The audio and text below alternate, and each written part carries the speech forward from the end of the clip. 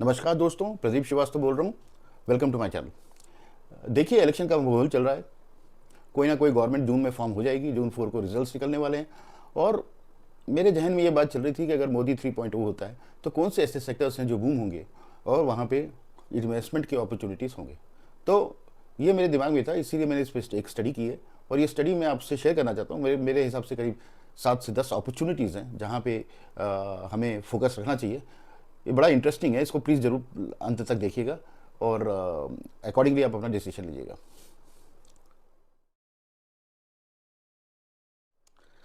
देखिए, उम्मीद ये की जाती है कि शायद मोदी गवर्नमेंट ही दोबारा आए। अगर मोदी गवर्नमेंट दोबारा आती है तो जो चीज़ें वो मोदी गवर्नमेंट काम कर रही थी, जैसे गवर्नमेंट का फोकस था डेमोग्राफिक्स पे, गवर्नमेंट का फोकस था फ्री राशन स्कीम पे, आयुष्मान स्कीम पे 80% दवाइयों में छूट देते थे, पीएम सम्मान निधि स्कीम था, और गरीबों के लिए हम इन्होंने घर बनाए, पानी के कनेक्शंस दिए और टॉयलेट्स बनाए। तो ये जो सारी स्कीम्स हैं ये चलती रहेंगी। That is the number one thing. So इसमें जो डेवलपमेंट हो रही है हुई है और इसके आगे भी इसमें डेवलपमेंट होती रहेगी। So that is one thing very important. The second thing is Modi ji ने क्लियरली बोला है कि मोदी 3.0 में कोई भी उनकी पूरी पूरी कोशिश रहेगी गवर्नमेंट की कि वो विकसित भारत का फॉर्म रहे। राइट, वो विकसित भारत का जो फाउंडेशन है उसको स्ट्रेंथन करें और 2047 तक इस नेशन को विकसित भारत बना के रहेंगे। ये उनका वो है। सो सबका साथ सबका विकास उनका सिर्फ स्लोगन नहीं है, ये इन्होंने कहा है कि ये मोदी की गारंटी है।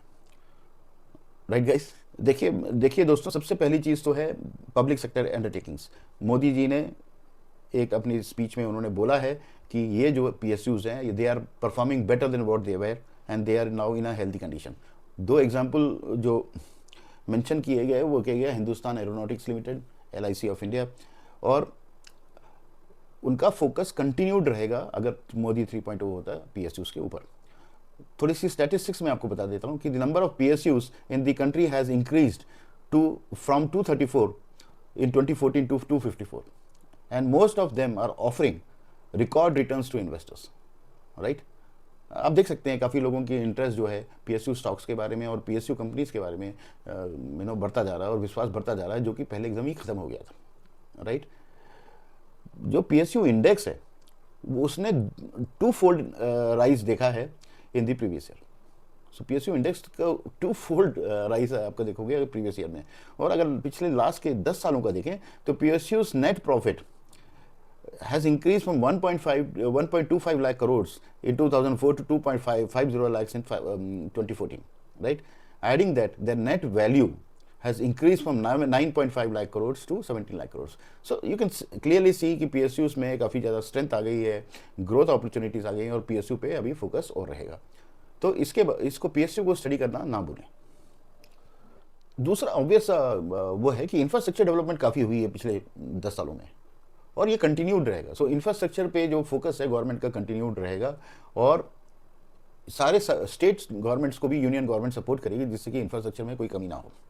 राइट, सो एक आपको स्टैटिस्टिक्स बताता हूँ कि हाईवे कंस्ट्रक्शन जो है अभी about 37 kilometres per day develop होता है, जबकि पहले 12 किलोमीटर तक था। राइट, 2014 से पहले 12 किलोमीटर के करीब हाईवे बनता था, अब इस समय जो है ऑलरेडी 37 किलोमीटर्स है। और अमृत काल में इस गवर्नमेंट का ये प्रॉमिस है कि ये 60 किलोमीटर्स पर डे का टारगेट को अचीव कर पाएंगे। राइट, सो अब हम सबको दिखता है कि नेटवर्क ऑफ हाईवेज जो है 1.45 लाख किलोमीटर्स पहुंच गया है under the regime of Modi government. Right, जबकि पहले जो है 90 लाख किलोमीटर होता है। You can see the kind of growth. Right, सबसे ज़्यादा इंपॉर्टेंट बात यह है कि now Bharat has become second largest network of roads and highways in the world. Right, second largest. Okay, तीसरी चीज़ इंपॉर्टेंट है कि टोल गेट्स पे जो वेटिंग पीरियड है वो सिग्निफिकेंटली रिड्यूस हो गई है। राइट, पहले 734 सेकेंड्स लगते थे, अब 47 सेकेंड्स लगते हैं।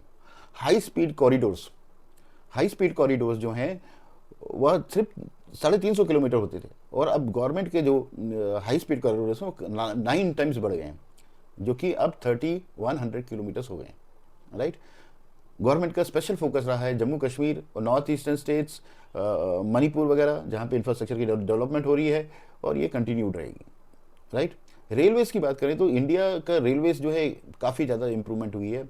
जो ट्रैक लेइंग है वो 25871 किलोमीटर्स पे पहुंच गया है, जबकि पहले जो है 14,985 किलोमीटर का होता था। So that is the kind of progress which has happened, right.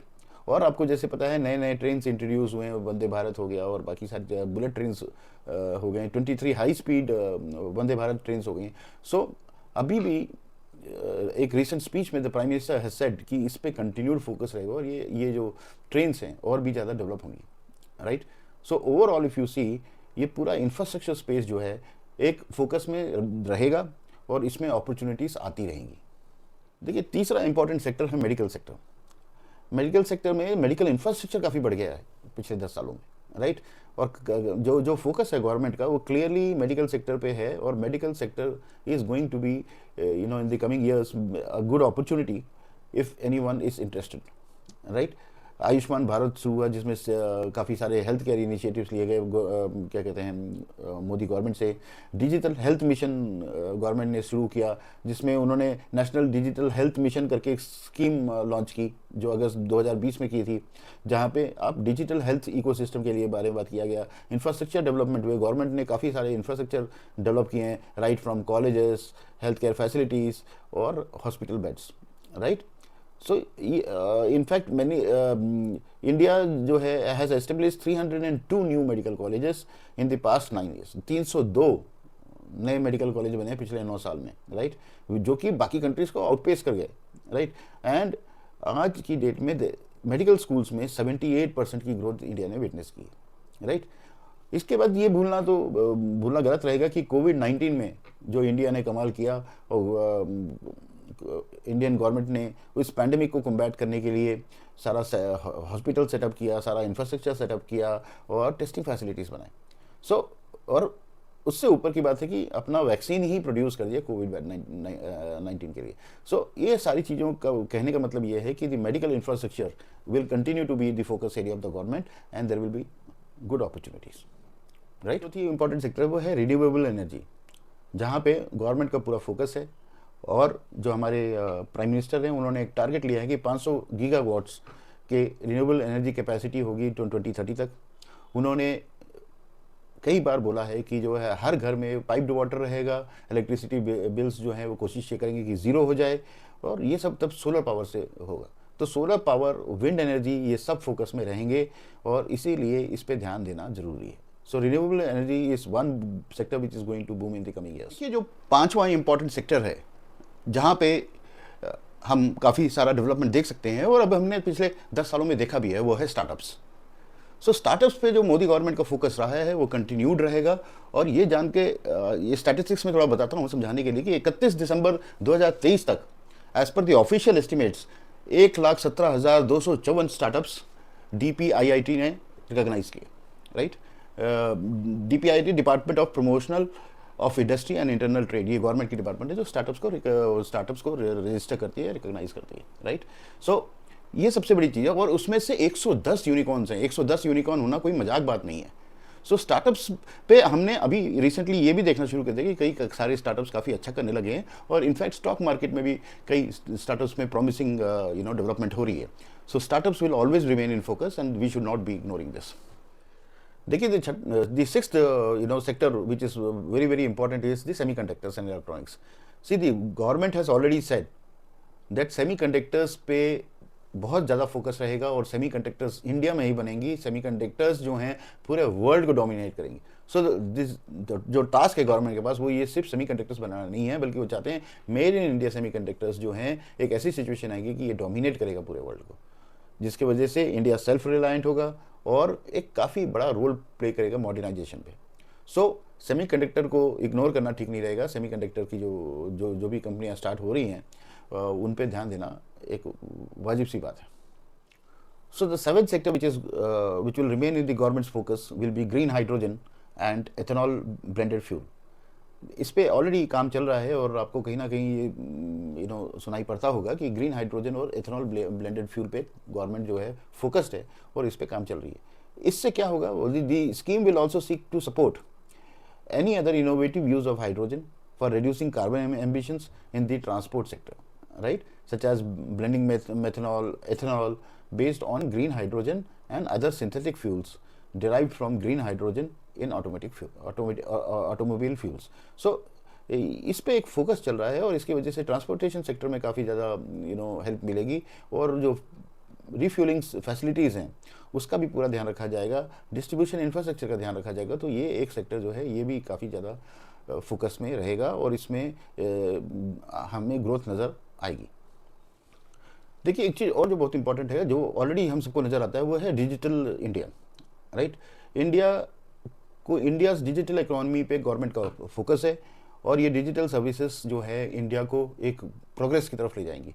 तो इस पे तो गवर्नमेंट का फोकस काफ़ी सारा रहेगा और आप सबको पता है कि जो डिजिटल ट्रांसफॉर्मेशन हुई है इंडिया की in the last couple of years, वो काफ़ी ज़्यादा प्रेज वर्दी रही है, राइट? तो जो गवर्नमेंट का कहना है कि जो 850 मिलियन इंटरनेट यूजर्स हैं सबको इस चीज़ का बेनिफिट मिलेगा, राइट? ऑलरेडी आपने देखा होगा कि टेक्नोलॉजी, जो डिजिटल टेक्नोलॉजी यूज़ हो रही है गवर्नेंस को इम्प्रूव करने के लिए, आधार के लिए यूज़ हो रही है, यूनिक डिजिटल आइडेंटिटी प्लेटफॉर्म बनाया गया है, राइट? और ट्रांसफॉर्मेटिव जैम ट्रिनिटी का गठन किया गया है बाय द गवर्नमेंट, राइट? सो ये जो डिजिटल इकॉनमी है इस पे काफ़ी ज़्यादा ग्रोथ रहेगा, काफ़ी सारा फोकस रहेगा क्योंकि इसमें अभी बहुत सारी अपॉर्चुनिटीज़ हैं, राइट?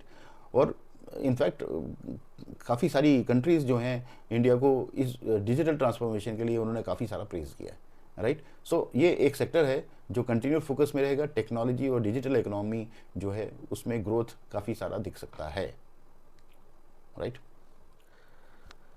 देखिए एक और सेक्टर बहुत इंपॉर्टेंट है, वो है इलेक्ट्रिक व्हीकल्स का।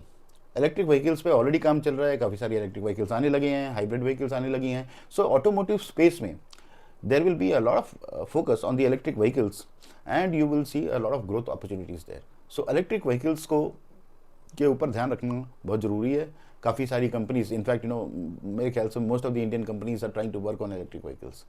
सो this is going to be a big opportunity in the coming. Last चीज़ जो भूलना ठीक नहीं होगा वो ये है कि जो मोदी 3.0 है उसमें प्राइम मिनिस्टर का कहना ये है कि उनको साइंटिस्ट पे इतना ज़्यादा फेथ है कि हमारे स्पेस टेक्नोलॉजी में अभी हम काफ़ी सारी चीज़ें करेंगे। सो डिफेंस और स्पेस टेक्नोलॉजी की ग्रोथ रहेगी। डिफेंस को हम पूरी तरह आत्मनिर्भर बनाएंगे। We'll try to become self reliant, we'll start exporting the defence stuff to various countries which is already started, आपको दिख ही रहा होगा। सो इसमें एक बहुत बड़ा जमाइन हमें मिलेगा। सो जितने भी स्पेस से रिलेटेड कंपनीज़ हैं, जितने भी डिफेंस से रिलेटेड इंडियन कंपनीज़ हैं और काफ़ी सारी स्टार्टअप्स भी स्पेस टेक्नोलॉजी में आ रही हैं, इन सबको जो है एक बहुत बड़ी अपॉर्चुनिटी मिलेगी और ये अपॉर्चुनिटी सबको दिखती है और इस पर फोकस रखना बहुत ही ज़रूरी है अगले 5 सालों के लिए। सो ये सारी चीज़ें हैं। सो देखिए दोस्तों, मैंने आपको 9-10 अपॉर्चुनिटीज़ बताई, सेक्टर्स बताए जहाँ पे मोदी 3.0 की फोकस रहेगा, कंटिन्यूड फोकस रहेगा और काफ़ी सारी अपॉर्चुनिटीज़ निकल के आएंगी।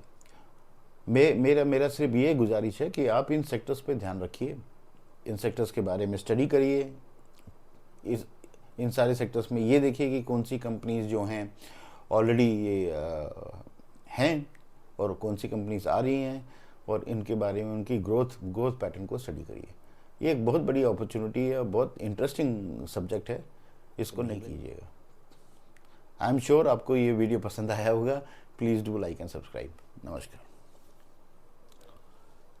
नहीं की